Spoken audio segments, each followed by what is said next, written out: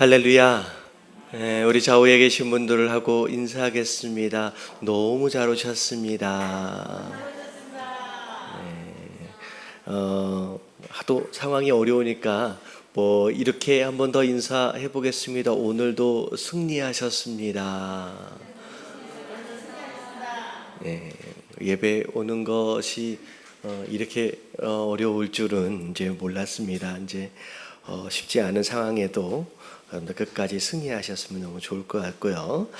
자, 몇 가지 광고 말씀드리도록 할게요. 오늘 들어오시면서 이렇게 이상한 거 하나, 기계 하나가 있었잖아요. 그래서 그 QR 코드를 스캔하는 스캐너예요. 우리가 코로나 이 상황이 지금 전문가 이야기를 들어보니까 올해에도 끝나지 않을 것 같다. 내년 말까지도 갈 수 있다라는 얘기가 되어지는 가운데 우리가 명부 작성을 지금 계속 해오고 있거든요. 그런데 이 명부 작성하는 걸 이제 주일날이라든지 하다 보니까 앞에서 너무 이렇게 번거로워지고 좀 상황이 좀 그래서 이제 사실은 오직 교적이라고 교적을 관리하는 프로그램을 저희가 교회에서 자체적으로 쓰고 있는데 거기에서 이미 QR 코드에 대한 내용이 이제 떠 있더라고요. 그래서 얼마 안 있다가 해야 될 것 같은 분위기가 이제 있을 것 같다라고 예상을 좀 하긴 했는데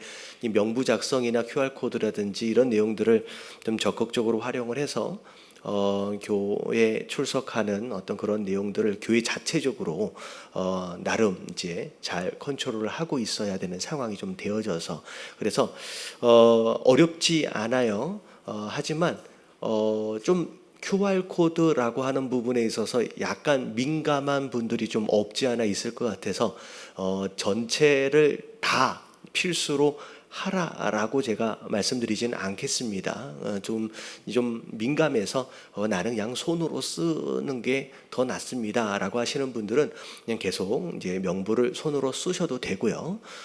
그리고 가입을 하셔가지고 가입은 이미 오직 교적에 여러분들 정보가 필요한 정보들이 다 들어가 있는 상태에서 여러분들이 쓸 수 있는 QR 코드만 만들면 돼요. 그래서 아마 오늘 저녁에 그 QR 코드를 어떻게 만드는지 그 링크를 이제 단톡방에 올려드릴 겁니다. 그러면 여러분들이 먼저 만드시면 돼요. 그리고 제가 일반 성도들에게는 이 광고를 좀 하고 난 뒤에 주일날 그렇게 만드는 게 좀 오해가 없을 것 같아서 그래서 그 링크를 들어가면 여러분들 전화번호만 아마 입력을 하고 그 인증번호만 받아서 하면 여러분들 개인적으로 무슨 신분증처럼 QR코드 하나가 만들어서 뜹니다. 그러면 여러분 그 안에 여러분들의 그 교적 안의 상황 내용들을 여러분들이 확인할 수 있고요. 만약에 주소라든지 전화번호라든지 생일이라든지 이렇게 잘못되어 있으면 여러분들이 수정 요청을 할 수가 있고요. 그리고 심지어 여러분들 거 헌금 낸 기록도 여러분들 스스로 볼 수 있어요. 이번 주에 내가 헌금을 했는데 들어갔는지 안 들어갔는지도 확인할 수 있고요.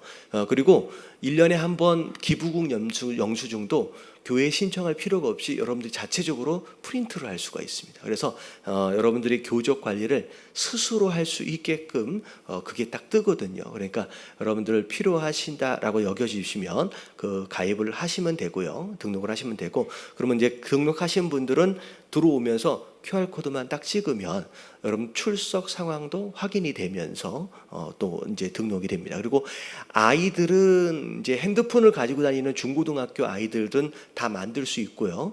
그리고 초등학교 이하 초등학교까지의 이제 아이들은 아이들을 위한 스티커 하나씩을 준대요. 근데 거기에 이제 교인 번호들이 있어서 아이들은 이렇게 번호만 누르면 이제 등록이 되게끔 이제 핸드폰이 없으니까 그래서 교육부 아이들까지 다 편리하게 좀 들어갈 수 있게끔 이제 교회 예배 참석할 때 편리할 수 있게끔 이제 하도록 하겠습니다. 그래서 선택 사항이니까 여러분들 자발적으로 선택을 하셔서 필요하시면 이제 하시면 될 것 같아요.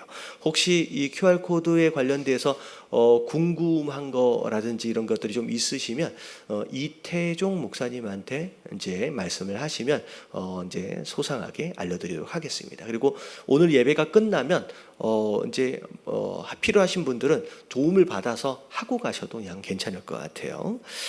자, 우리 성경 파노라마 세 번째 시간입니다. 자, 우리 숙제 다 해가지고 오셨죠? 옆에 계신 분들에게 숙제하셨죠? 한번 물어보세요. 숙제하셨죠? 좀 이상하게 웃는 사람은 안 한 거예요. 다 하셔야 돼요. 자, 오늘은 몇 장까지 읽으셔야 되냐면 몇 장까지 읽으셔야 돼요? 33장까지 읽으셔야 합니다. 아직 못하신 분들은 오늘 저녁 때 가셔서 이제 하셔야 하고요. 자, 제가 이제 말씀을 성경 파노라마 교재를 나가기 전에 먼저 우리가 읽은 범위 안에서의 내용들을 전체를 쭉 훑어갈 겁니다. 그래서 16권의 성경을 이렇게 훑어가면 여러분 읽으면서 내용을 좀 정리할 수 있어서 굉장히 도움이 많이 될 것 같아요. 그래서 자, 일단은 그 성경 읽기 카드 여러분들 체크를 다 하시면서 읽어가시면 될 것 같고요. 자, 그리고 아마 오늘 이런 걸 나눠드렸을 거예요. 한 장짜리인데 반으로 접으셔야 됩니다. 창세기 해서 창세기는 1장부터 50장까지 있습니다. 없으신 분 손 들어오시면 나눠드릴게요. 없으신 분. 자, 볼펜도 다 있으셔야 돼요. 공부를 하셔야 되니까. 자, 이렇게 해가지고 50장까지 있는데 요걸 나눠드리는 이유는 제가 1장서부터를 쭉 설명을 드릴 때 여러분 멍하니 듣고 있으면 금방 잊어버리잖아요. 그래서 1장에 무슨 내용이 있는지 여러분들이 알 수 있게끔 메모를 해 가시면 이거 자체가 그냥 창세기 한 장이 아예 되는 거예요. 한 권이 딱 되는 겁니다. 그래서 메모를 해 가시면서 보시면 될 것 같아요.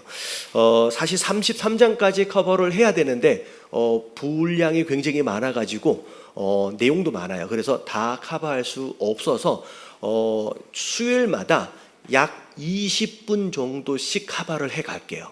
어느 정도 될지는 모르겠지만 사실 교재의 양도 제법 있기 때문에 그렇게 진행을 하도록 하겠습니다. 자, 창세기 1장입니다. 성경책이 만약에 있으신 분은 옆에다가 펼치시고 그리고 요걸 옆에다가 두시고 메모할 준비를 하신 다음에 그렇게 하도록 하겠습니다. 자, 창세기 첫 번째 1장의 내용은 자, 뭐에 대한 내용이냐면 하나님이 이 세상을 만드시는 첫 번째 장의 내용입니다. 천지 창조가 주요 내용입니다. 창세기 1장 1절은 천지 창조지요. 자, 며칠 동안 만드셨냐면 6일 동안. 그리고 마지막 7일째 안식하셨지요. 자, 그래서 자 1장은 6번째 날까지의 창조의 내용만 남아 있습니다. 그리고 마지막 6번째 날 하나님의 형상으로 사람을 만드시는 내용까지 거기까지 이제 나와 있어요. 자, 그래서 1장의 27절에 보면 하나님의 형상으로 사람을 창조하자. 근데 여기를 보면 남자와 여자를 창조하시고 이렇게 나와 있어요.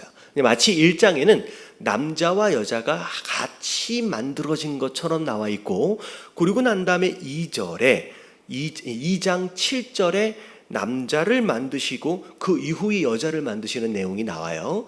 여러분 이거를 문학적으로 여러분 이제 제일 이해를 못 하시는 분들은 뭐야 남자랑 여자랑 다 같이 만들어 놓고선 2장에는 다시 또 남자를 만드시고 여러분 그런 게 아니죠. 자, 1장은 전체의 내용에 대한 큼지막한 것을 종합했다라고 생각하시면 되고요.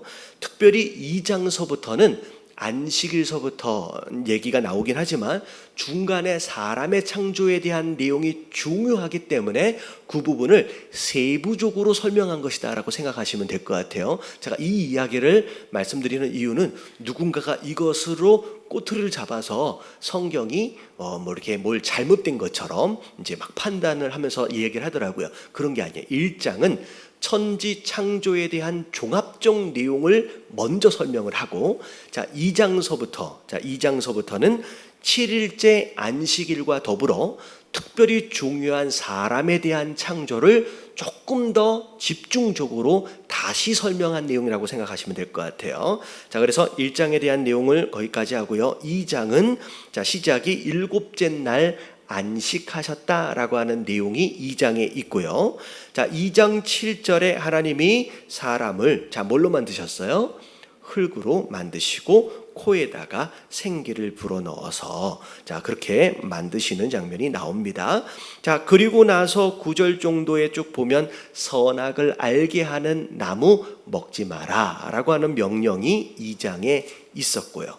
자 그리고 나서 18절 2장 18절로 넘어와서 자 홀로 있는 것이 좋지 아니하였다. 그래서 뭘 만드시러 주시기로 작정하셨어요? 배필을 만들어 주시기로 작정하셨습니다. 그래서 22절에 보니까 아담의 갈비뼈에서 이제 하나를 취한 다음에 그걸로 여자를 만드셨습니다. 그래서 2장까지가 남자와 여자의 창조라고 생각하시면 될 것 같아요.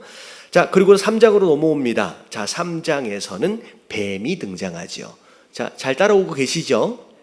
자, 뱀이 등장해서 여자를 유혹합니다. 유혹하는 가운데 자, 눈이 밝아질 것이다 라고 거짓말했어요. 이제 사실은 부분적으로는 이제 실제로 눈이 나중에 밝아지게 되지요. 그래서 결국은 하와가 먼저 선악과를 따먹고 그 다음에 아담에게도 줘서 아담도 따먹게 됩니다. 자 그리고 나서 하나님이 이제 말씀하시는 내용, 이제 그것에 대한 죄에 대한 결과로 말씀하시는 내용, 중요한 내용이 3장 15절에 뱀에 대하여 뭐라고 말씀하시냐? 여자가 내가 너로 여자와 원수가 되게 하겠다. 그리고 나중에 여자의 후손이 너의 머리를 상하게 할 것이다라고 말씀하시면서 이제 나중에 이제 여자의 후손으로 오시게 될 예수님에 대한 이제 계획이 여기서 먼저 이제 선포가 되어집니다. 자 그리고 나서 자 아담과 하와가 자 어떻게 되냐면 22절 3장 22절에 보면 아담과 하와가 에덴 동산에서 쫓겨나게 됩니다. 그래서 이제 에덴 동산 바깥에서의 삶이 자 이제 3장 마지막 부분서부터 시작이 돼요. 자 4장으로 넘어가서는 아담과 하와가 두 아들을 낳습니다. 첫째가 가인이고 둘째가 아벨. 가인은 농부였고 아벨은 양을 치는 자입니다. 자, 함께 제사를 드렸는데 하나님이 아벨의 제사만 받으시죠. 자, 그런 가운데 가인이 화가 나서 아벨을 죽입니다. 자, 그리고 나서 가인은 결국 그 죄로 인하여 도망자 신세가 되어지죠. 자, 그리고 나서 16절, 4장 16절에 가인의 후손들에 대한 이야기가 쭉 나와요. 그 후손들이 나중에 뭐 했는지에 대한 내용들도 쭉 나옵니다. 자, 그리고 나서 4장 25절에 보면 아벨을 대신해서 아들을 주시는데 그 아들이 누구냐면 셋이라고 하는 아들. 25장서부터 이야기가 나오고요. 자, 그리고 나서 5장에는 아담의 계보가 나오는데 여러분 이 아담의 계보는 가인이 아닌 셋의 후손들로 이제 이어지는 아담의 계보가 쭉 나와요. 자, 그래서 5장의 전체적인 내용이 자, 노아까지 32장의 노아까지 쭉 아담의 계보가 이어집니다. 참고로 제가 전에 말씀드린 적이 있어요. 셋의 계보가 나오고 그리고 이제 가인의 계보가 나오고 셋의 계보가 아담의 계보로 쭉 이어지잖아요. 두 계보의 차이가 뭐냐면 가인의 계보에는 나이가 없어요. 근데 셋으로 이어지는 아담의 계보는 몇 살까지 살았는지에 대한 나이가 나와 있습니다. 그래서 되게 중요한 영적 의미를 말씀드린 적이 있어요. 이제 가인 어떻게 보면 하나님과 분리되어진 자예요. 그러면 하나님과 상관이 없는 삶이잖아요. 그런 삶은 백날을 살아도 영적으로 하나님 앞에서 계산되어지지 않는 삶이에요. 하지만 하나님 안에서의 셋의 계보는 하나님이 끌고 가시는 계보잖아요. 거기는 나이가 다 나와 있어요. 하루를 살아도 하나님이 다 계산하고 계시는 날들이라는 거죠. 그래서 우리가 마찬가지예요. 우리가 영적으로 구원받은 그때가 우리 생일이에요. 왜냐하면 그 전까지는 어떻게 보면 계산되어지지 않는 날들일 수 있다는 거예요. 하나님과 함께 관계 안에서 살아가는 삶이 진짜 우리의 삶인 줄로 믿습니다. 자, 그런 가운데 6절을 보니까 가인의 계보가 있고 셋의 계보가 있는데, 자, 여기 6장 2절을 보니까 하나님의 아들들이 사람의 딸들의 아름다움을 보고 자기들이 좋아하는 모든 여자로 아내를 삼았다라는 이야기가 나옵니다. 자, 일반적으로 하나님의 아들들은 셋의 계보의 이제 사람들을 의미하고요. 자, 여기서 말하고 있는 사람의 딸들은 가인의 계보 안에 있는 이제 사람들입니다. 근데 원래 따로 떨어져 있었는데 이게 서로 합쳐져 버렸어요. 합쳐지면, 더러운 것과 깨끗한 것이 합쳐지면 어떻게 될 것 같아요?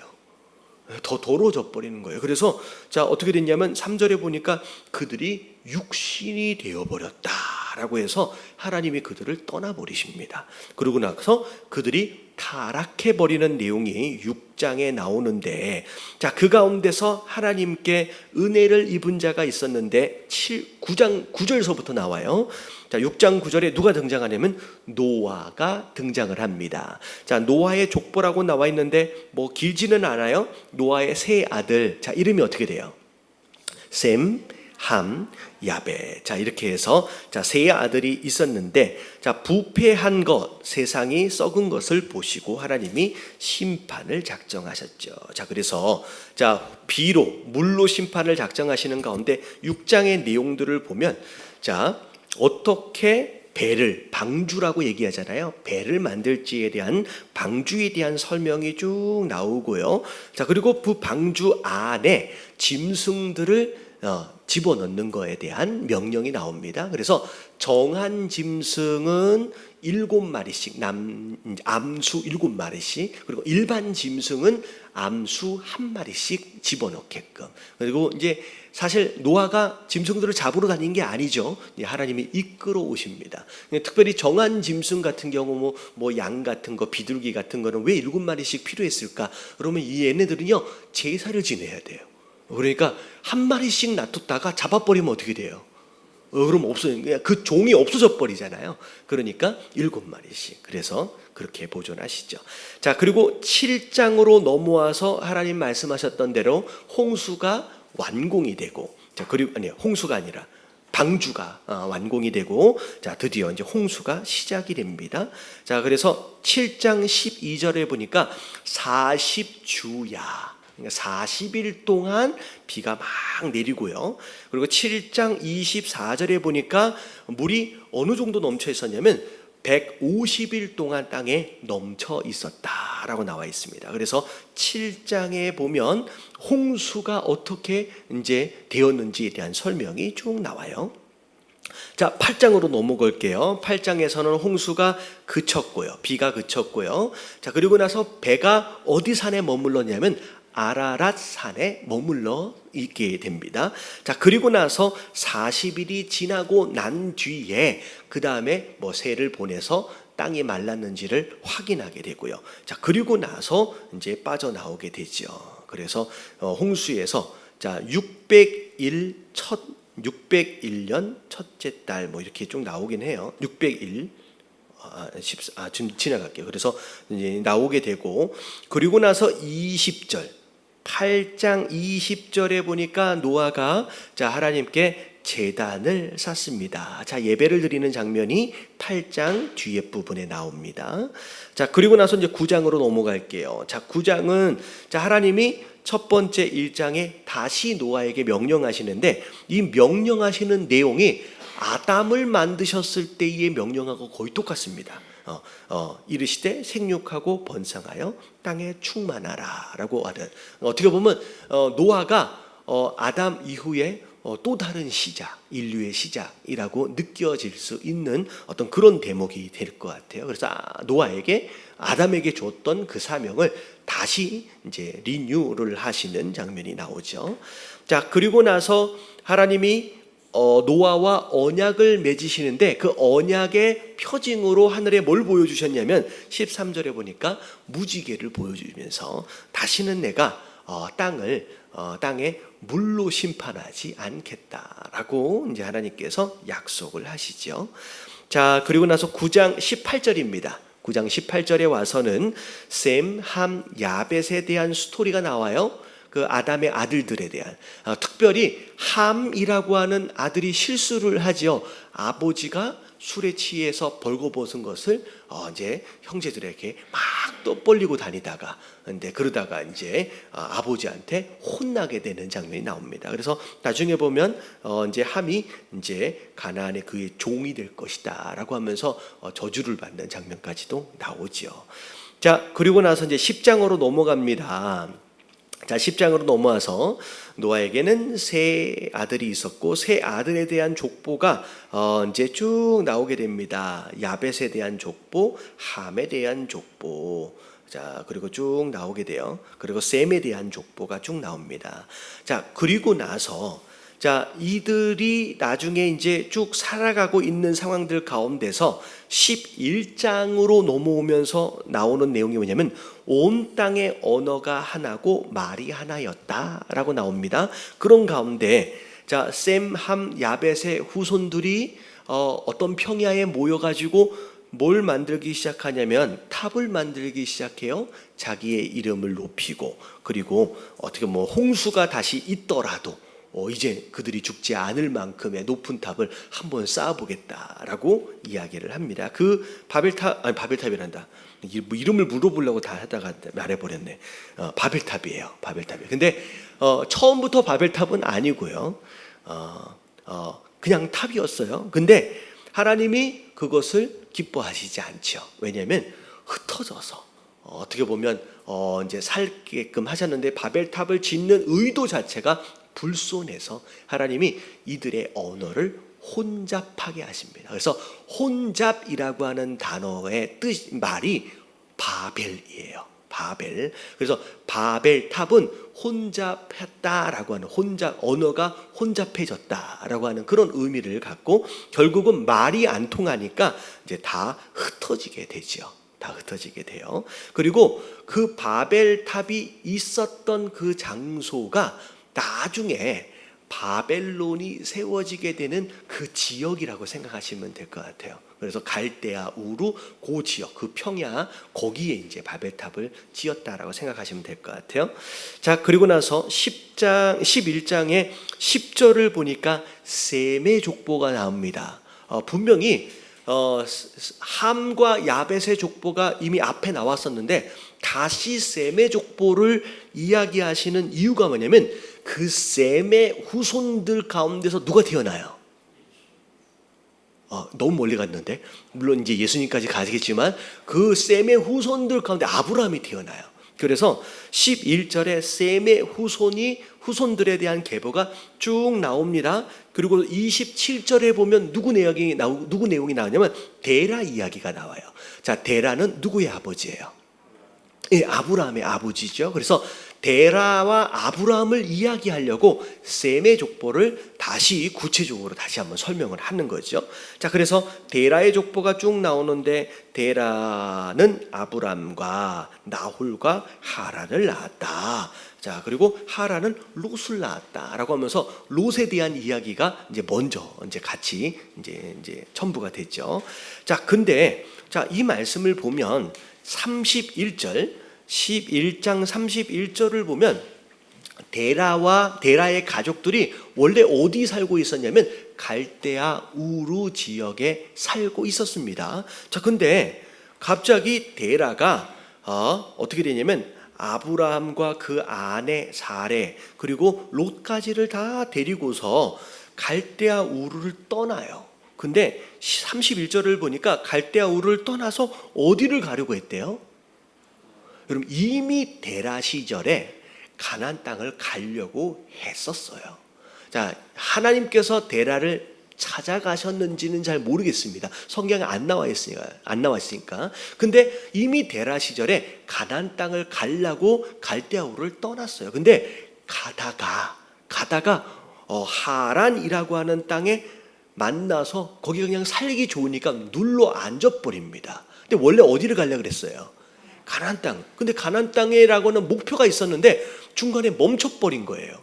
근데 하란 땅에 정착해서 살아버리다가 데라가 거기서 죽습니다. 그러니까 죽자마자 12절에 하나님이 아브라함을 찾아가시는 거예요. 그러니까 하나님이 어떻게 보면 성경에 구체적으로 나와 있지는 않지만 가나안 땅으로 이끌어 가시는 그 뭐랄까요? 그 비전이 아브라함께 처음 있었던 게 아니라 누구에게 먼저 주신 거예요? 데라에게 먼저 주셨던 건데 데라가 그걸 하려고 시작은 했는데 중간에 멈춰버리니까 데라가 죽자마자 아브라함을 찾아가요. 그러니까 어떻게 보면 11장에서 12절 2장으로 넘어가는 순간에 어떤 느낌이냐면 데라가 죽을 때까지 기다리신 것 같은 그런 느낌. 데라가 순종을 안 하니까 머물러 버리니까 마치 그런 느낌처럼 좀 들어집니다. 근데 성경에는 자세하게 안 나와 있으니까 거기까지만 이해하시면 될 것 같아요. 자, 이 12절, 자 12절입니다. 하나님께서 아브라함을 만나시죠. 축복을 약속하십니다. 12장 2절에 내가 너로 큰 민족을 이루게 하겠다. 자손에 대한 축복. 두 번째는 복을 주어서 내 이름을 창대하게 했다라고 해서 명예에 대한 축복. 그 다음에 네가 복이 되게끔 하겠다. 복의 근원 사명입니다. 그래서 이제 이렇게 축복을 하시는 가운데 아브라함이 하란 땅을 떠나는데 자, 누구랑 함께 떠나요? 조카 롯하고 함께 떠납니다. 자, 그런데 자 10절에 와서 가나안 땅 안으로 지금 들어왔는데 베델까지 들어왔는데 거기에서 갑자기 기근이 와요. 비가 안 내려요. 먹을 게 없으니까 어디로 내려가요? 10절에 보니까 애굽으로 거류하려고 내려갑니다. 자, 아시다시피 애굽에 내려갔다가 무슨 일이 벌어지냐면 바로가 아브라함의 아내 사레가 아직 이름이 안 바뀌었어요. 사레가 너무 이뻐서 데리고 가려고 그래요. 그랬더니 어떻게 해요? 누이라고. 그 일이 적기 전에 네가 이쁘니까 너 내 누이 동생이라고 하라 라고 하는 그 스토리가 있고 나서 아니나 다를까 그 사건이 일어나서 바로에게 아내를 뺏길 뻔한 적이 있습니다. 근데 바로에게 하나님께서 나타나셔서 이제 결국은 이제 다시 사례를 돌려받게 되죠. 돌려받을 때 보니까 어떻게 보면 아브라함이 거짓말한 것처럼 속인 것처럼 그렇게 사례를 보내줬다가 돌아올 때는 나름 이제 선물들도 좀 받고 그렇게 되어져서 나중에 이제 13장으로 넘어와서 이제 다시 애굽에서 가나안 땅으로 올라오게 됩니다. 그래서 13장을 보니까 아브라함이 가축과 은과 금이 풍부하게 돼가지고 그래서 다시 올라오게 되는 장면이 있죠. 자, 그리고 나서 베델에 올라가서 다시 제단을 쌓고 예배를 드리는 장면이 나옵니다. 자, 근데 13장의 7절을 보니까 아브라함도 부자가 됐지만 아브라함을 계속 따라다녔던 롯도 함께 부자가 됐어요. 어떤 이런 말씀을 보면 어떻게 보면 복 받는 사람 옆에 붙어 있는 것도 되게 중요한 것 같아요. 붙어 있었더니 같이 복을 받아요. 근데 사실 롯은 아무것도 없는 것에 따라와서 시작했는데 아브라함 때문에 복을 받았잖아요. 근데 아브라함의 목자와 롯의 목자가 서로 싸워요. 근데 그 상황 가운데서 그냥 롯이 미안해요. 우리 목자들이 이게 버릇이 없어서 뭘 몰라서 그랬나 봐요. 사과하기보다 오히려 이제 이 사건으로 인하여 아브라함과 롯이 이제 떨어지게 되죠. 그래서 자, 아브라함이 한 얘기가 중요한 얘기가 있어요. 네가 좌하면 내가 우하고 네가 우하면 내가 좌할 것이다. 그랬더니 이게 롯이 쓱 살펴보더니만 와, 도시도 있고 살기 좋은 땅을 선택을 합니다. 근데 그 땅은 어디 땅이에요? 소돔이 있는 타락한 도시. 그쪽으로 자기는 떠나고 이제 아브라함은 이제 그렇게 떠나게 이제 반대쪽으로 가게 되죠. 자, 그리고 나서 13장 14절에 보면 롯이 떠나고 난 뒤에 아브라함이 얼마나 마음이 허전했겠느냐는 거예요. 허전했죠. 왜냐하면 롯을 왜 데리고 왔냐면 자식처럼 생각을 했어요. 그래서 그렇게 데리고 왔는데 롯이 그렇게 떠나고 나니까 마음이 서운하죠. 자, 그런 가운데 하나님이 아브라함과 다시 이제 언약을 맺으시는 장면이 이제 나오게 되죠. 자, 여기까지 13절 3장까지 거기까지만 볼게요. 자, 제가 다음 주에는 14장서부터 이제 점검을 하도록 하겠습니다. 자, 여기까지요. 자, 오늘 자 2장입니다. 2장 챕터 2에 넘어와서 자 교재를 펴시고 자 제목을 먼저 같이 한번 읽어보도록 하겠습니다. 다 같이 시작. 성경의 맥을 잡아라. 자, 지난번에 성경에 자, 몇 개의 골격이 있다고 말씀을 드렸냐면 3개의 골격이 있다고 말씀을 드렸습니다. 그리고 오늘은 8개의 기둥이 있다고 지금 얘기를 하는데 아니 뭐 3개의 골격은 뭐고 8개의 기둥은 뭔가? 여러분 이거 똑같은 내용이에요. 이거 별로 어렵지 않습니다. 자, 일단은 3개의 골격이 뭐였는지서부터 기억을 할게요. 구약과 신약에 동일하게 3개씩 있어요. 첫 번째가 역사, 자, 두 번째가 체험, 세 번째가 예언. 자, 다 기억하시죠? 자, 이게 3개의 이제 골격입니다. 자, 근데 구약도 3개가 있고 신약도 3개가 있는데 특별히 구약과 신약의 앞에 부분에 나오는 역사를 둘로 그냥 나눈 거예요. 그러니까 구약의 역사 파트와 신약의 역사 파트를 그냥 둘로 나눈 거예요. 그러니까 구약의 3개 중에서 역사를 둘로 나누니까 어떻게 되냐면 그게 4개가 되고 신약의 역사 파트를 둘로 나누니까 그게 4개가 돼서 전체적 신구약을 보면 몇 가지가 되는 거예요. 네, 4개에서 8개가 되는 거예요. 그래서 뭐 3개의 골격, 8개의 기둥은 다른 얘기가 아니라 그 역사 파트가 둘로 나눠졌다라고만 이제 생각을 하시면 돼요. 자, 이 그림을 보시면 자, 구약의 역사서, 역사 파트가 원래는 17개로 세 골격으로 얘기할 때는 하나였어요. 근데 이걸 둘로 나누자는 거예요. 자, 왜 둘로 나누자냐? 자, 앞에 부분에 있는 창세기, 출애굽기, 레위기, 민수기, 신명기. 자, 여기까지가 주로 누가 썼다라고 우리가 배웠습니까? 자, 모세가 썼다라고 배웠어요. 아니, 넘어가지 마요. 네.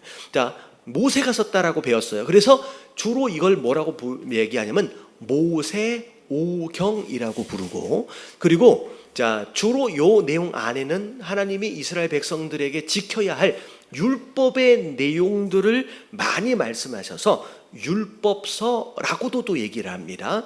자, 그리고 또 율법을 히브리 언어로 토라라고 얘기해요. 그래서 토라라고도 얘기합니다. 그래서 자, 창세기서부터 신명기까지의 5가지의 책을 율법 또는 모세오경이라고 해서 율법으로 한 파트를 나누고 나머지 6번째서부터 17번째까지를 그냥 역사로 다시 정리를 해서 이게 둘로 나눠진다고 생각하시면 돼요.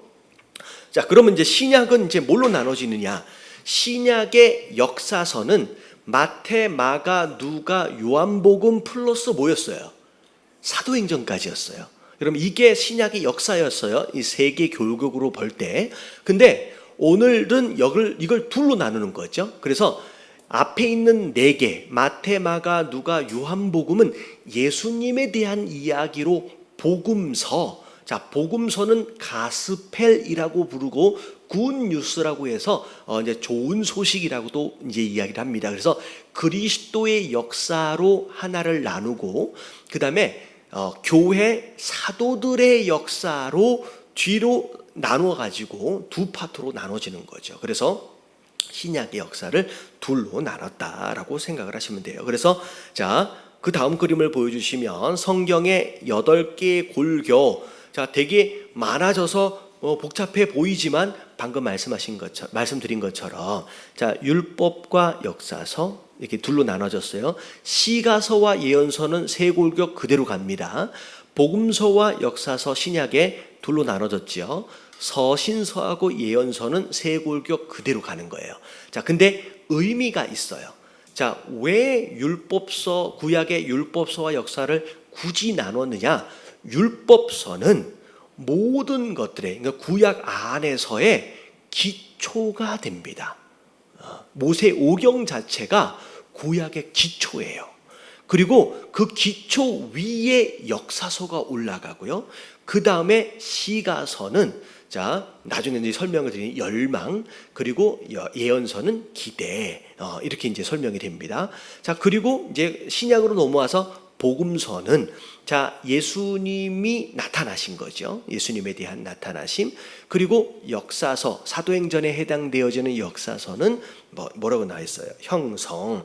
그다음에 서신서는 권면, 예언서는 완성. 이렇게 좀 정리를 합니다. 이게 뒤에는 제가 설명을 자세히 드리지 않는 이유는 요 뒤에 이제 나오기 때문이에요. 그래서 자, 오늘은 구약에 있는 이 네 개의 기둥, 역사서, 율법서, 역사서, 시가서, 예언서 요 파트만 오늘 설명을 하고, 자, 다음 주에 이제 신약 이 네 기둥을 설명을 좀 드리도록 하겠습니다. 자, 1번 역사서. 자, 기초라고 말씀을 드렸죠. 자, 그림을 보여주시면, 자, 밑에 집이 있으면, 자, 밑에 뭐가 놓여요? 자, 기초로 율법서가 놓여지죠. 자, 그 위에 역사서가 세워지고, 그 다음에 시가서가 세워집니다. 자, 시가서, 자, 역사서는 공동체 단위로서의 체험이에요. 자, 무슨 내용인지 아시겠죠? 이스라엘의 역사예요. 그래서 공동체 단위로서의 체험입니다. 그리고 시가서는 개인적인 체험입니다. 그래서 율법이라고 하는 기초 위에 개인이 되었든 이스라엘 나라가 되었든 그 위에 체험이 올라가는 거예요. 자, 그리고 나서 그 위에 집으로 덮어지는 게, 자, 뭘로 완성이 돼요? 예언으로 완성이 된다라고 이제 생각을 하시면 될 것 같아요. 자, 거기에 대한 내용이 쭉 나오고, 자, 이제 교재 31페이지, 자, 오른쪽에 두 번째 패러그래프서부터 우리가 좀 자세하게 교재를 좀 읽어갈게요. 자, 창세기는 하나님을 제외한, 자, 사실은 하나님도 포함이 되어져 있습니다. 자, 근데 자, 창세기는 하나님을 제외한 모든 것의 시작을 기록합니다. 어떻게 보면 창세기, 하나님의 시작은 없잖아요, 창세기에는. 그러니까 이제 그 얘기인 것 같아요. 모든 것의 시작을 이야기하는데, 해와 달과 별, 세상, 그리고 식물과 동물, 남자와 여자, 그리고 결혼, 가정이죠. 그리고 출산에 대한 내용, 그리고 문명, 그리고 구원에 대한 모든 것에 대한 시작이 창세기에 기록되어져 있는 거죠. 자, 그런 가운데, 자, 두 번째, 자, 그림을 이제 보시면, 자, 그림을 보시면 구약의 분류. 자, 율법서 있죠. 자, 역사서가 이제 밑으로 내려옵니다. 역사서가 내려와. 아까 지금 얘기했던 거예요. 시가서가 5권, 그리고 선지서, 이게 이제 오른쪽에 5권과 12권이 예언에 해당되어지는데, 대선지서가 있고 소선지서가 있어요. 이게 어려운 게 아니라 책 두껍기가 좀 두꺼우면 대선지서고요, 얇으면 소선지서예요.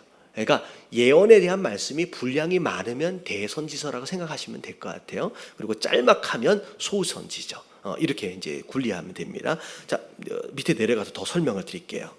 자, 사단이, 자, 하나님에 대한 사단이 부리는 것은 역시 창세기에서부터 비롯된다. 기만, 더러움, 불신, 죄, 고통, 살인, 거역, 성적인 타락 등이 다 그렇다라고 해서 창세기에 나와 있는 사단에 대한 스토리가 그렇게 지금 전개가 됩니다.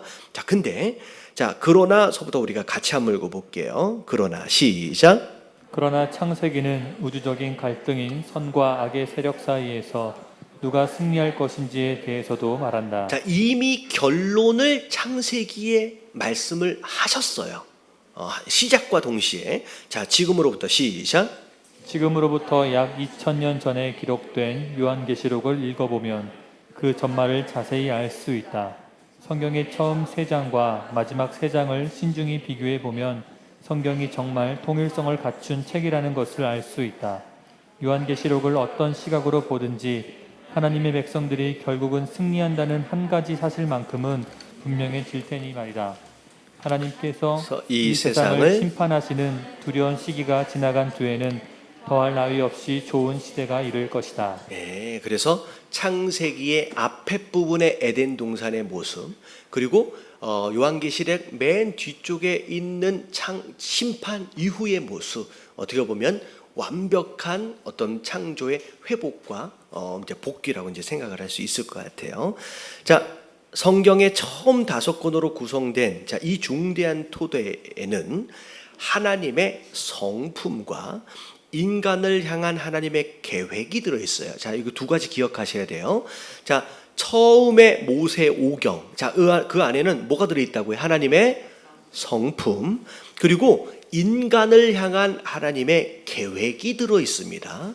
자, 이 두 가지는 결코 변하지 않아요. 자, 창세기에 하나님이 어떤 분이신지에 대한 그분의 성품에 대한 정리가 쭉 나오는데, 그게 오른 왼쪽에 보면 자, 동그라미 표시돼 가지고 그렇게 이제 하나님의 성품이 쭉 나오죠.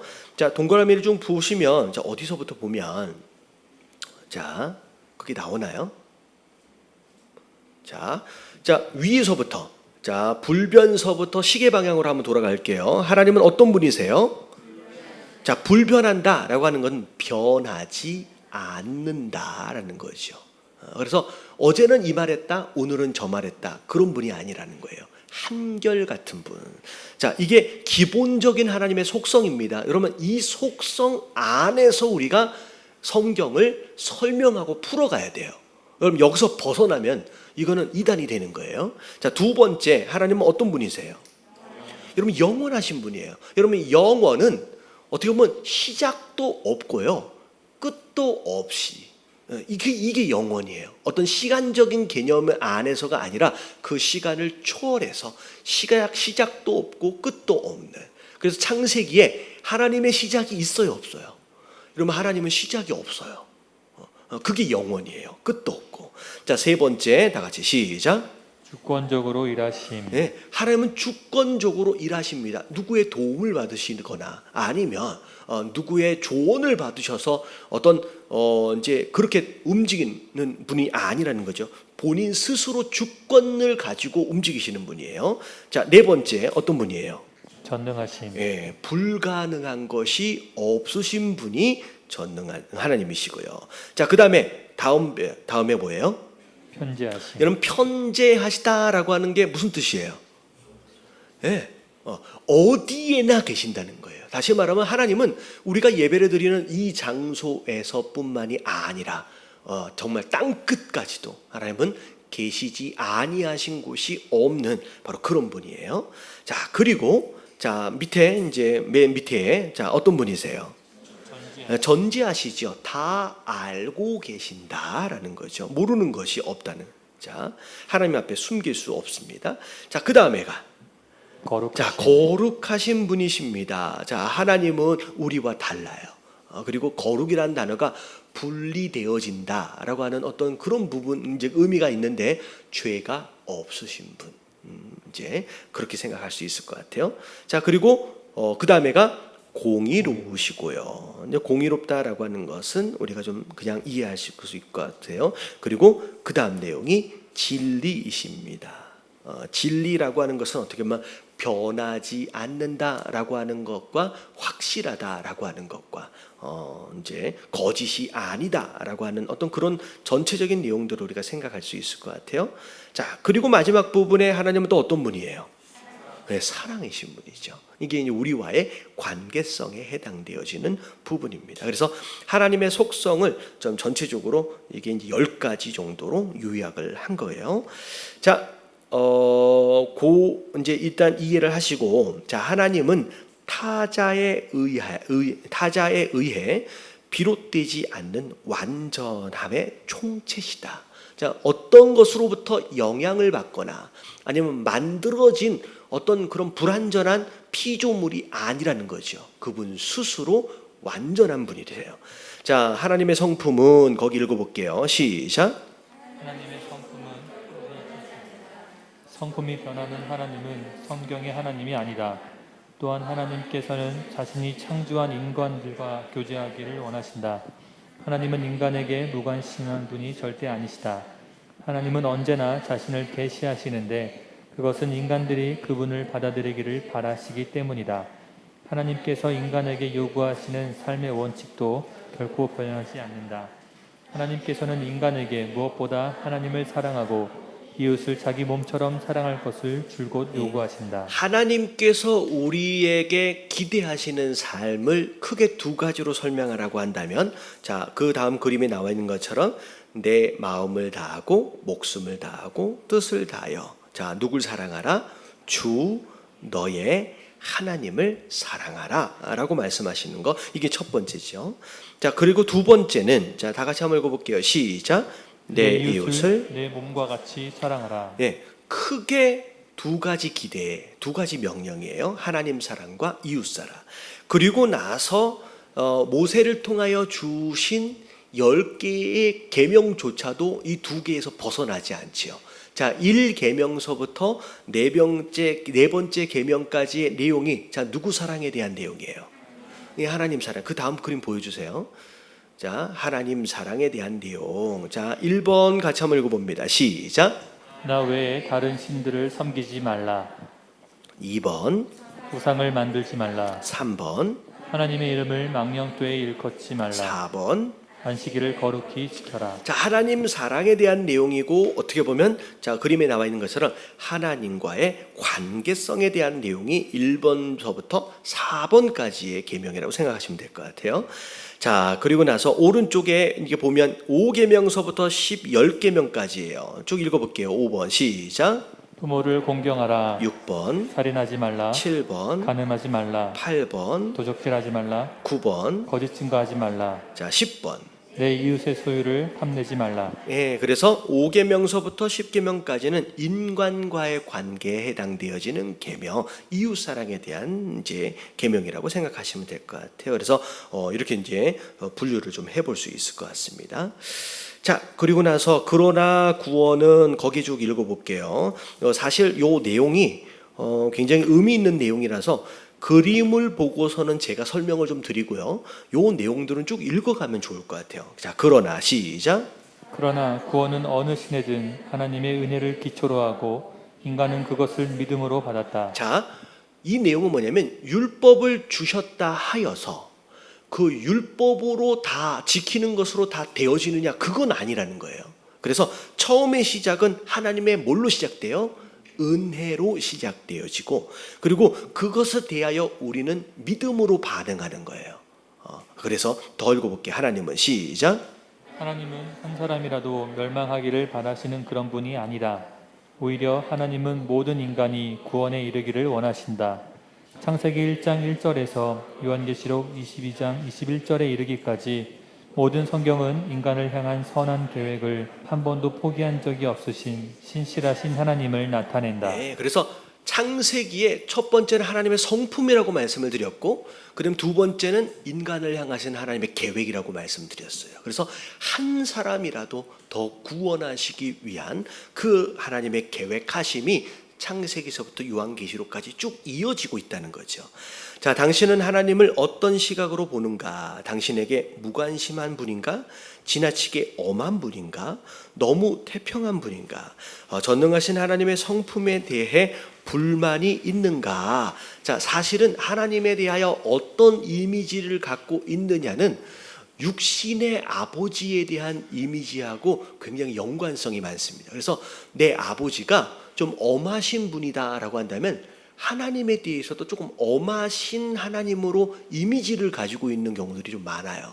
그리고 이제 내 아버지가 여기 좀 너그러우시고 친구 같고 그런 아버지가 육신의 아버지로 경험되어졌다라고 한다면 그런 하나님으로 이제 이미지를 가지고 있는 경우들이 많습니다. 근데 각각 조금씩 다른 것 같아요.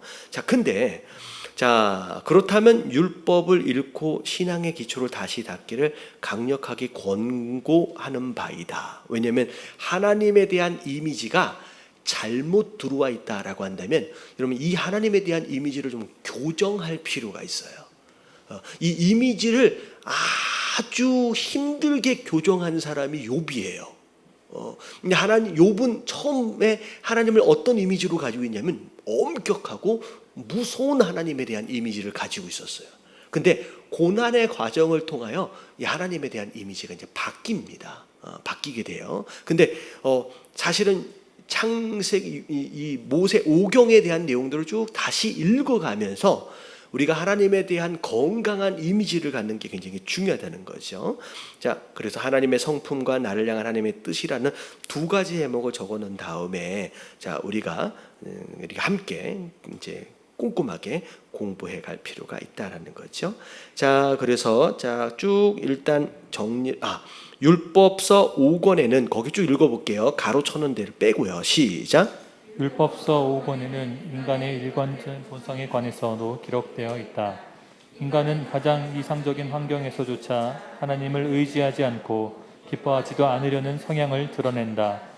인간은 제멋대로 행하여 하나님 앞에서 불성실한 삶을 택하곤 한다. 예, 창세기에는 하나님의 성품만 나와 있는 게 아니라 그 하나님의 성품과 더불어서 인간의 성품까지 같이 동시에 나옵니다. 근데 여기 나와 있는 것처럼 한결같이 하나님을 의지하고 하나님 앞에서 기뻐하기보다는 항상 불순종하고 불평하고 항상 그런 쪽으로의 이미지가 이제 전체적으로 나오죠. 근데 우리가 이제 잘 알아야 될 게 뭐냐면 자, 밑에 볼게요. 만일 거기 읽어봅니다. 시작. 만일 우리가 에덴 동산에 있었다면 아담과 하와가 내렸던 결정과 다른 결정을 했을까? 만일 사탄이 우리가 꿈에 그리던 멋진 자동차나 넓은 아파트를 제안한다면 우리는 과연 어떻게 할까? 혹시 우리가 얻고 싶은 것을 손에 넣을 수만 있다면 영혼이라도 기꺼이 팔 용의가 있는 사람들은 아닌지 모르겠다.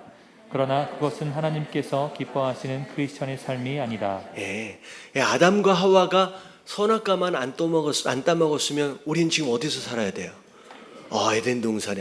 그 아담 때문에. 근데 우리가 에덴 동산에 산다면 아담 같지 않으리라는 보장이 없다는 거예요. 우리도 똑같은. 어떻게 보면 노아 때의 상황도 마찬가지고 이제 아브라함 때의 상황도 마찬가지고 우리도 그들과 별로 다르지 않는다는 거죠. 왜냐하면 우리가 그냥 살아가고 있는 상황 가운데서 우리 스스로를 알잖아요. 우리가 다 그런 모습으로 산다는 거죠. 자, 그래서 첫 번째는 이제 율법서에 대한 내용이었어요. 이게 이제 기초입니다. 왜 기초냐면 그 안에 가장 중요한 하나님의 성품, 그리고 요한계시록까지 끌고 가는 가장 중요한 하나님의 계획이 율법 안에 있기 때문에 그게 이제 기초가 되는 거예요. 자, 그 다음에 이제 역사서로 넘어옵니다. 자, 구약의 역사서는 자, 하나님의 성품과 인간을 향한 하나님의 계획이 한 민족의 이야기 안에서 어떤 식으로 구현되어지는지를 설명하고 있는 거예요. 그래서 아까 전에 설명을 드렸잖아요. 역사서는 이스라엘이라고 하는 민족 안에서 그 하나님의 구원이 어떻게 이루어져 가고 있는지가 설명이 되는 거예요. 역사서는. 근데 자, 이따가 나오겠지만 시가서는 민족 단위가 아니라 개인이라 그랬잖아요. 욥이라고 하는 개인, 다윗이라고 하는 개인, 또 누가 있어요? 솔로몬이라고 하는 개인, 그 개인들의 삶 속에서 그 하나님의 계획이 어떻게 이루어지고 있느냐라고 하는 거에 대한 설명이 시가서가 되는 거예요. 그래서 민족 단위 그리고 개인 단위 이렇게 생각하시면 됩니다. 자, 위에 그림을 보면 자, 율법서 자, 설명 쭉 되어지죠. 하나님의 성품이 이스라엘의 행실, 개인적, 민족적 뭐 이렇게 좀 쭉 설명이 됩니다. 자, 쭉 내려와서 자, 하나님께서 거기서 읽어볼게요. 하나님께서는 아브라함을 이방 민족 가운데서 택해 태초의 히브리인으로 삼으셨다. 자, 아브라함이 시작이에요.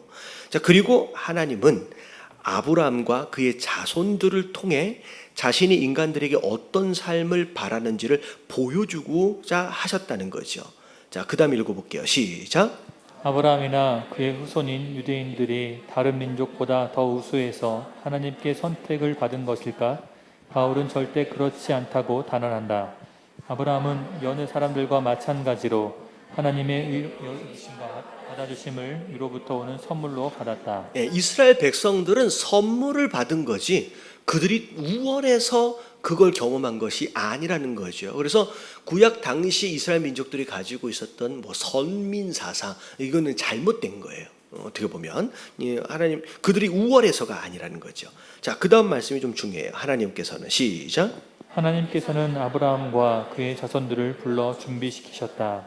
그리고 이방 민족들 앞에서 하나님을 믿는 믿음을 실천하여 하나님의 소금이 되게 하셨다. 예, 소금이 되게 하셨다라고 하면서 하나님께서 아브라함과 함께 하시는 것으로 인하여 아브라함으로 하여금 감당하기 원하시는 소금과 같은 사명이 있었다라는 거죠. 그게 아까 처음에 얘기했던 뭐 복의 근원이라고 이제 설명할 수 있을 것 같아요. 자, 여기까지만 보고 그 밑에를 넘어가서 자, 그래서 하나님께서는 히브리 민족에게 말씀을 주셨어요. 그리고 그들은 이방 민족들 앞에서 그 말씀대로 믿고 살아야 했다. 그들은 하나님의 교훈을 그들의 관례로 삼고 율법을 그들의 삶의 지침으로 삼아야 했다.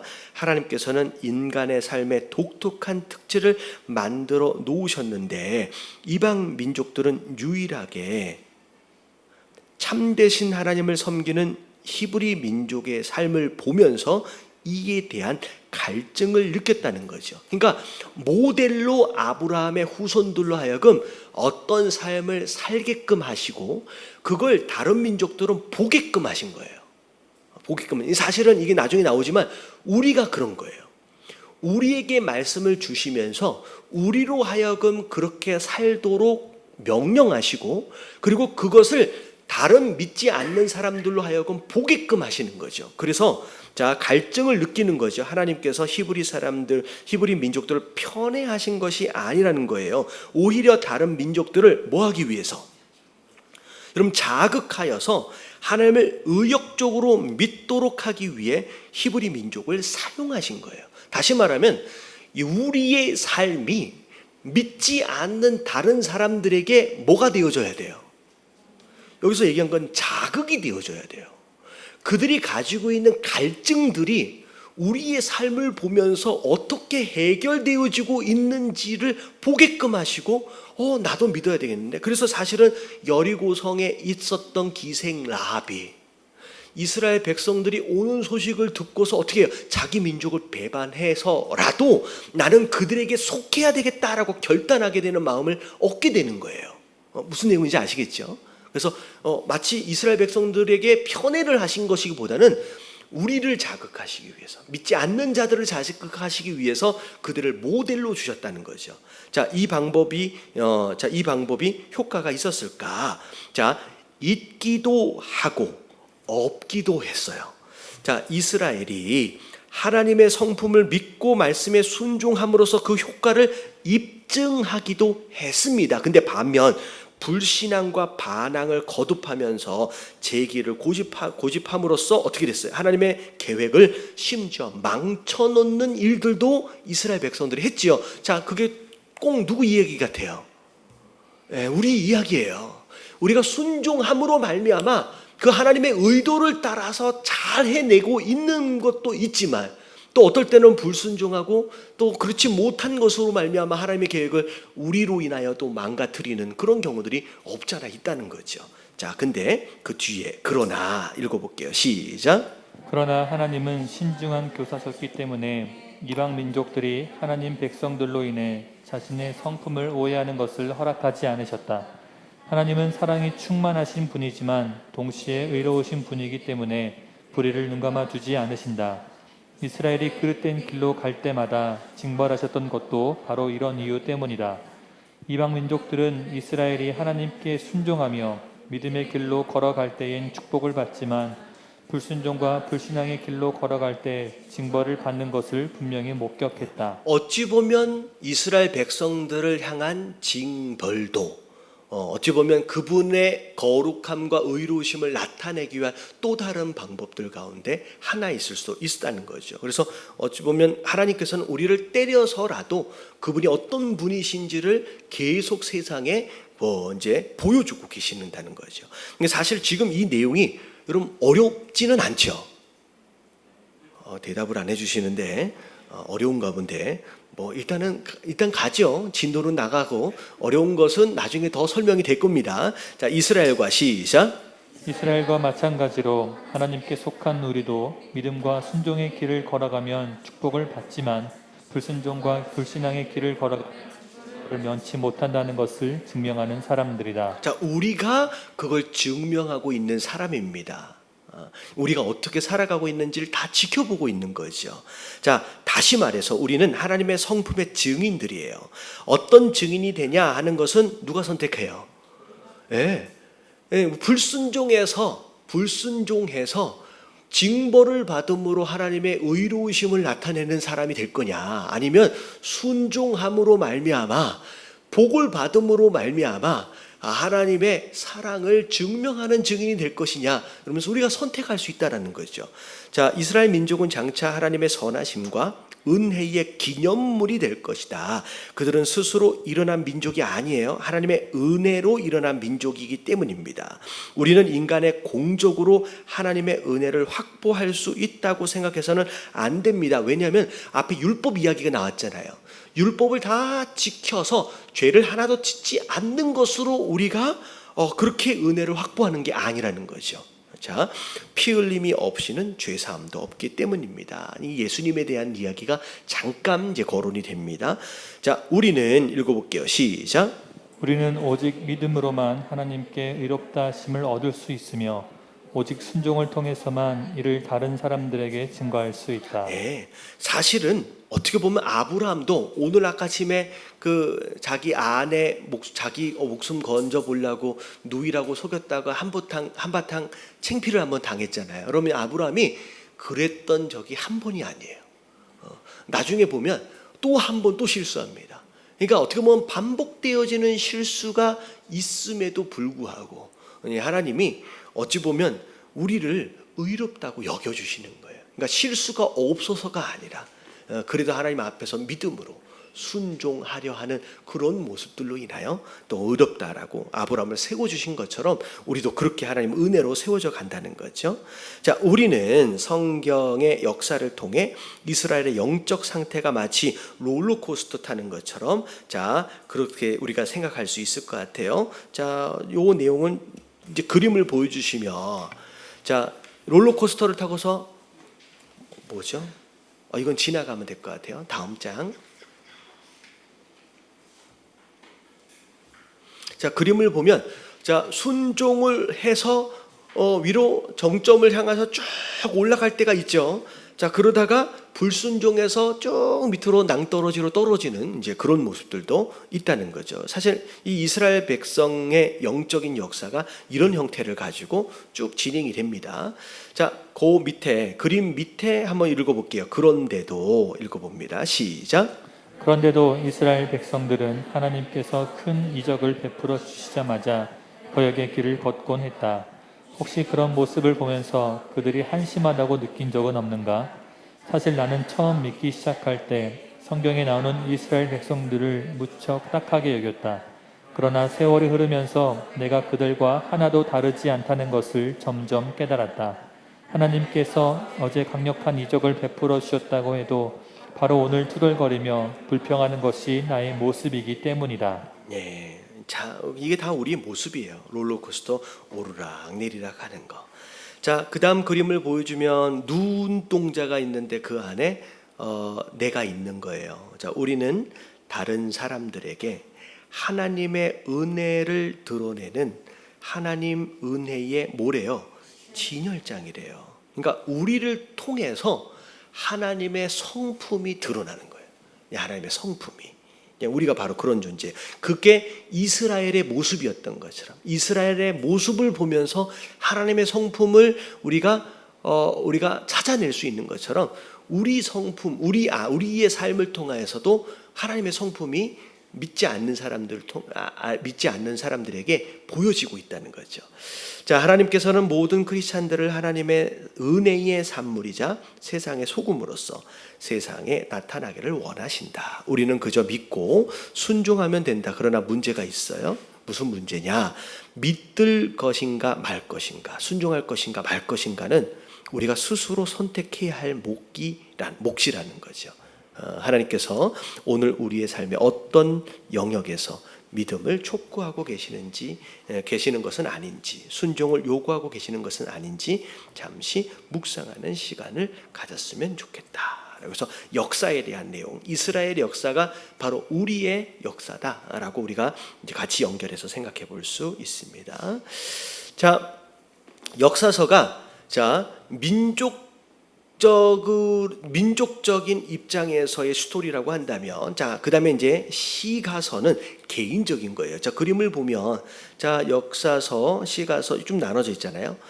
역사서 쪽에는 민족적, 그리고 시가서 쪽에는 개인적. 역사서 쪽에는 유다 민족, 이스라엘 민족이 경험한 하나님이에요. 시가서는 이제 개인이죠, 사람. 어떻게 보면 역사서는 민족 단위의 큰 그림을 보여주기 때문에 비교적 객관적인 관점에서 하나님의 성품과 계획을 보여주고 계시지만, 시가서는 어떤 개인이 특별한 상황과 위치 안에서 경험을 했기 때문에 비교적 좀 주관적인 형태들이 없지 않아 있습니다. 그리고 우리의 행실을 위한 것, 우리의 심령을 위한 것, 이렇게 좀 나눠져 있어요. 요걸 쭉 지나가서 오른쪽에 시가서가 5가지가 있어요. 욥기, 시편, 잠언, 전도서, 아가서까지. 욥기는 욥이 썼죠. 욥이 쓴 건지 욥에 대한 이야기입니다. 근데 욥기는 시대적으로 볼 때의 창세기예요. 굉장히 앞에 쓰여져요. 심지어 성경 안에서 제일 먼저 쓰여진 책이 어떤 책이냐라고 물으면 여러분 창세기가 아니에요. 어떤 책일까요? 여러분 욥기입니다. 욥기는 창세기보다도 훨씬 전에 쓰여져서 오히려 어느 시대라고 생각하면 모세 이전에 족장 시대 그때 쓰여진 책이라고 생각하시면 돼요. 그래서 심지어 욥에는 그 동물들에 대한 설명을 보면 공룡에 대한 설명들이 좀 있어요. 그래서 등치가 되게 커가지고 꼬리가 뭐예요? 그 백향목 같이 큰 이제 꼬리를 가진 동물, 뭐 이렇게 설명을 합니다. 근데 누가 그런 얘기를 하더라고요. 성경에 공룡이라고 하는 단어가 안 나온대요. 그래가지고 공룡이라고 하는 단어가 안 나오니까 공룡은 존재하지 않은 것이다, 막 이렇게 주장하는 사람이 있어요. 여러분 공룡이라고 하는 단어는 여러분 언제 생긴 단어예요? 여러분 불과 200~300년도 안 됐어요. 공룡이라고 하는 단어가 누가 만든 거예요? 사람이 이름을 붙인 거잖아요. 그 이름은 불과 만들어진 지 200년, 300년도 안 됐어요. 근데 공룡은 여러분 언제적부터 있었어요? 아니, 성경은 언제 쓰여졌어요? 여러분 이게 2000년 전, 3000년 전에 쓰여진 책이에요. 근데 거기에 공룡이라는 단어를 어떻게 찾겠어요? 이게 이제 무슨 얘기인지 아시겠죠? 근데 욥기에는 공룡이라는 단어는 없죠. 하지만 그 동물을 뭐라고 불렀는지는 있어요. 그리고 그것에 대한 설명이 있습니다. 근데 설명을 보면 공룡이 어떻게 생겼다. 다시 말하면 공룡과 사람은 동시대에 살았었습니다. 그리고 실제로 화석도 같은 지층에서 발견이 되고 있고요.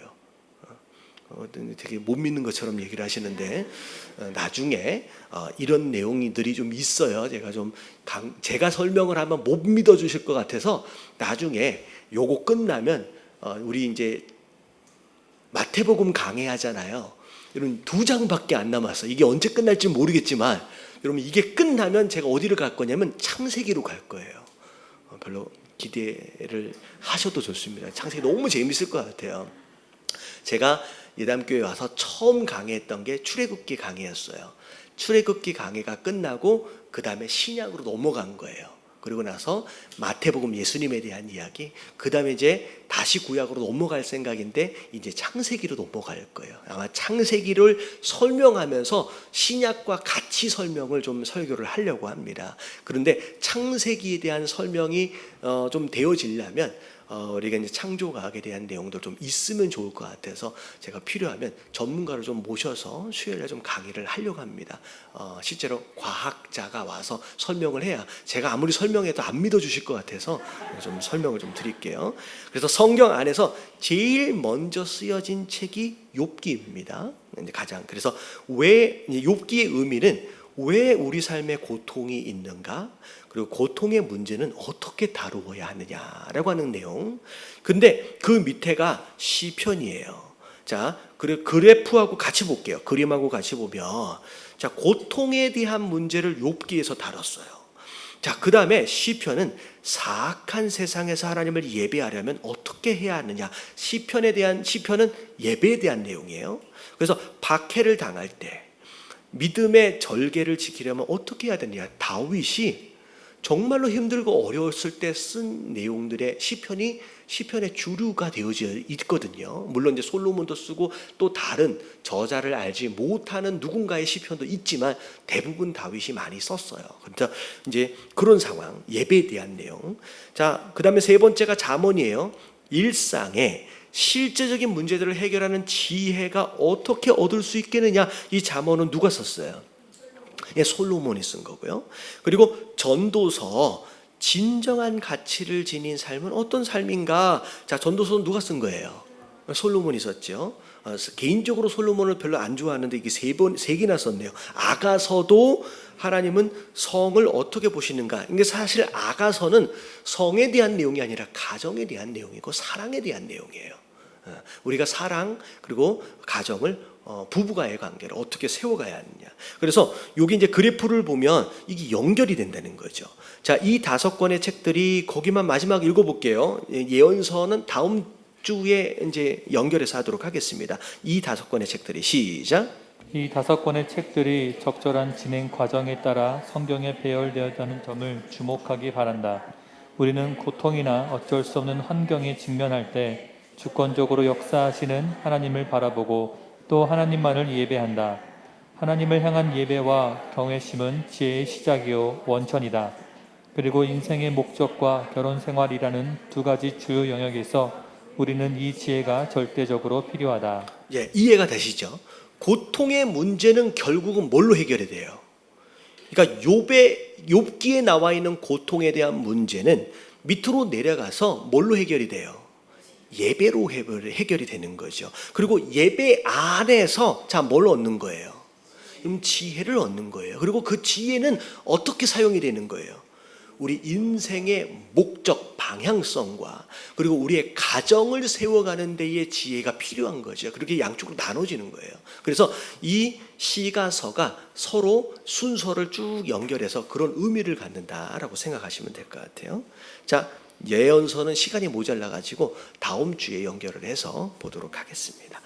자, 뭐 중간중간 어려운 부분들도 없지 않아 있지만 제가 요 안에 있는 내용들을 제가 한 구절 이제 읽어가는 이유가 요 내용들을 좀 의미 있게 좀 잘 써놓은 것 같아가지고 같이 읽어가는 겁니다. 좀 혹시나 궁금한 것이 있으면